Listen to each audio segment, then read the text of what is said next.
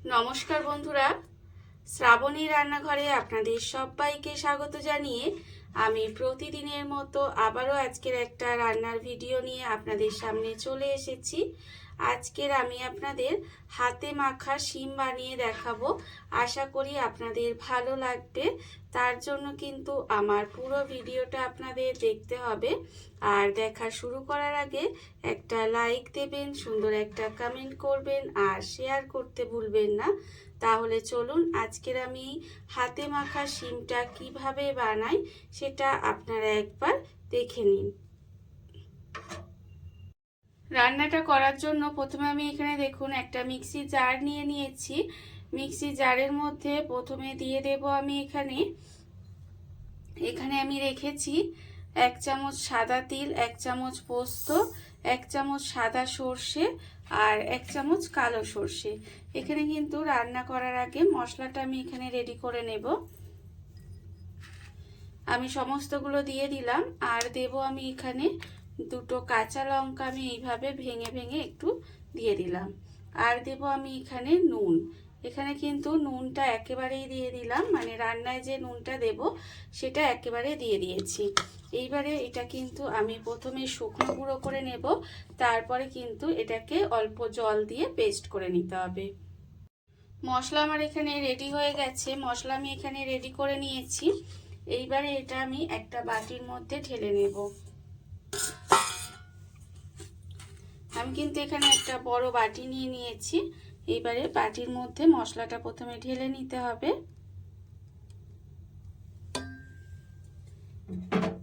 এইবারে আমি এর মধ্যে দিয়ে দেব হলুদের গুঁড়ো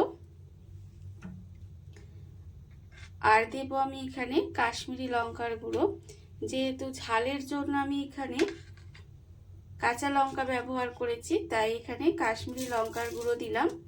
আর দেব এখানে সামান্য একটু চিনি দিয়ে মশলাটা খুব ভালোভাবে মিশিয়ে নিতে হবে।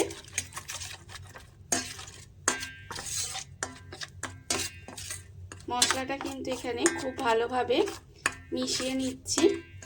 আর আমি প্রতিদিনের মতো আপনাদের একটা কথাই বলবো যে প্লিজ আমার ভিডিওটা আপনারা টেনে টেনে দেখবেন না, পুরো ভিডিওটা দেখুন, আশা করি আপনাদের ভালো লাগবে। দেখুন আমি কিন্তু এখানে মশলাটা ভালো করে মিশিয়ে নিয়েছি। এইবারে আমি এর মধ্যে দিয়ে দেব শিম। এখানে কিন্তু শিমটা আমি এইভাবে একটু ছোট ছোট করে টুকরো করে কেটে ধুয়ে পরিষ্কার করে রেখে দিয়েছি। সেই শিমটা আমি এখানে দিয়ে দিলাম। দিয়ে এবার শিমটাকে খুব ভালোভাবে হাত দিয়ে কিন্তু এইভাবে মশলার সঙ্গে মাখিয়ে নিতে হবে। সুন্দর করে কিন্তু এই শিমটা ভালো করে মশলার সঙ্গে মাখিয়ে নেব। আর যেহেতু হাতে মাখা শিম, তাই হাতে করেই কিন্তু এটাকে সুন্দর করে ভালো করে মাখাতে হবে। দেখুন এইভাবে ভালো করে মাখিয়ে নেব।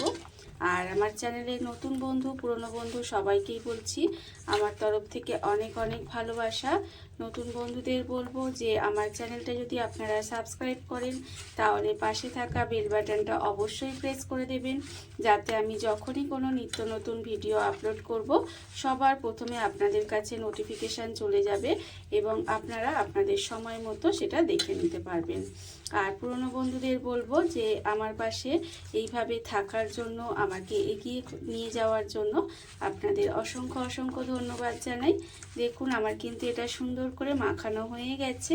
আর এইভাবে কিন্তু মেখে আমি এটাকে 10 মিনিট মতো রেখে দেব। শিমের মধ্যে মশলা মাখিয়ে আমি কিন্তু এখানে 10 মিনিট মতো এইভাবে একটু রেখে দিয়েছিলাম। আর অন্যদিকে দেখুন গ্যাসটা অন করে একটা ফ্রাই প্যান বসিয়ে দিয়েছি। এইবারে আমি এর মধ্যে দিয়ে দেব সর্ষের তেল। রান্না কিন্তু অবশ্যই আমি এখানে সর্ষের তেল রান্নায় ব্যবহার করব। দেখুন এখানে কিন্তু বেশ কিছুটা সর্ষের তেল দিয়েছি, দিয়ে তেলটাকে কিন্তু গরম করে নেব। তেল কিন্তু এখানে প্রথমে খুব ভালোভাবে একটু গরম করে নিতে হবে। তেল আমার এখানে ভালো করে গরম হয়ে গেছে। এইবার আমি এর মধ্যে দিয়ে দেব অল্প সামান্য একটু কালো জিরে ফোড়ন। খুব সামান্য একটু কালো জিরে ফোড়ন দিলাম। ফোড়ন দিয়ে ফোড়নটা কিন্তু খুব ভালোভাবে একটু ভেজে নেব। ফোড়নটা কিন্তু একটু ভালো করে ভেজে নিতে হবে। যখন দেখবেন ফোড়ন থেকে একটা সুন্দর গন্ধ বার হচ্ছে তখন কিন্তু ততক্ষণ পর্যন্ত কিন্তু এই ফোড়নটা একটু ভেজে নেব। আর দেখুন এখানে ফোড়নটা ভাজা হয়ে গেছে। এইবার আমি এর মধ্যে দিয়ে দেব রসুন।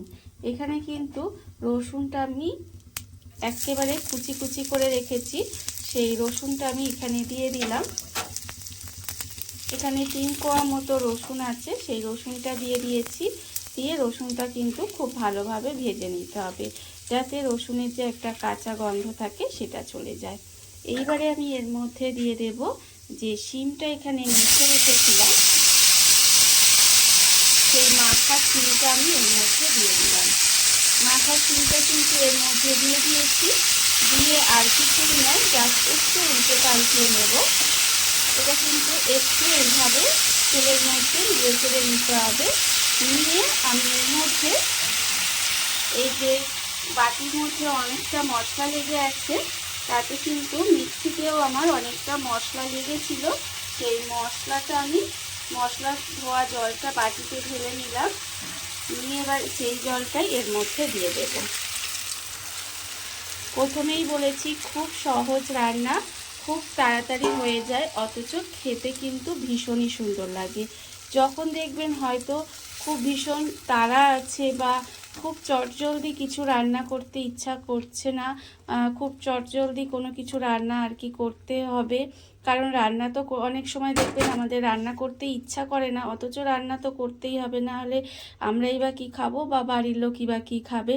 তখন কিন্তু খুব সহজে এইভাবে এই রেসিপিটা কিন্তু আপনারা বানিয়ে নিতে পারেন। দেখুন জল দিয়ে দিয়েছি, আর নুন কিন্তু আমি দেব না, কারণ নুন আমি মশলা রেডি করার সময় নুন যা দিয়েছিলাম তাতেই আমার হয়ে যাবে। আপনাদের যদি দরকার লাগে তাহলে এই সময় নুন একটু দিতে পারেন। এইবারে গ্যাসটা আমি লো টু মিডিয়ামে দিয়ে একদম ঢাকা দিয়ে এইভাবে রান্না হতে দেব, যাতে শিমটা খুব ভালোভাবে সেদ্ধ হয়ে যায়। ঢাকা দিয়ে আমি এটা বেশ কিছুক্ষণ রান্না হতে দিয়েছিলাম। এবার আমি ঢাকাটা খুলে নিলাম, আর দেখুন এখানে কিন্তু শিম আমার সুন্দর করে সেদ্ধ হয়ে গেছে। মানে একটু গ্যাসটাকে লোতে দিয়ে ঢাকা দিয়ে রান্না হতে দিলে দেখবেন শিম কিন্তু খুব সহজেই সেদ্ধ হয়ে যায়, আর খুব তাড়াতাড়িও হয়ে যায়। শিম কিন্তু এখানে সুন্দর করে সেদ্ধ হয়ে গেছে। দেখুন আমার কিন্তু এখানে হাতে মাখা শিম প্রায় রেডি। এইবারে নামানোর আগে আমি এখানে দিয়ে দেব ওপর থেকে একটু কাঁচা সর্ষের তেল।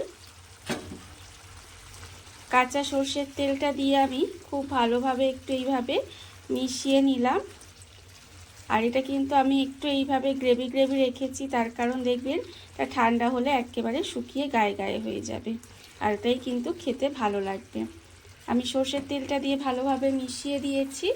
এইবারে আমি গ্যাসটা অফ করে দেব, আর উপর থেকে এইভাবে একটু ধনেপাতা কুচি ছড়িয়ে দেব।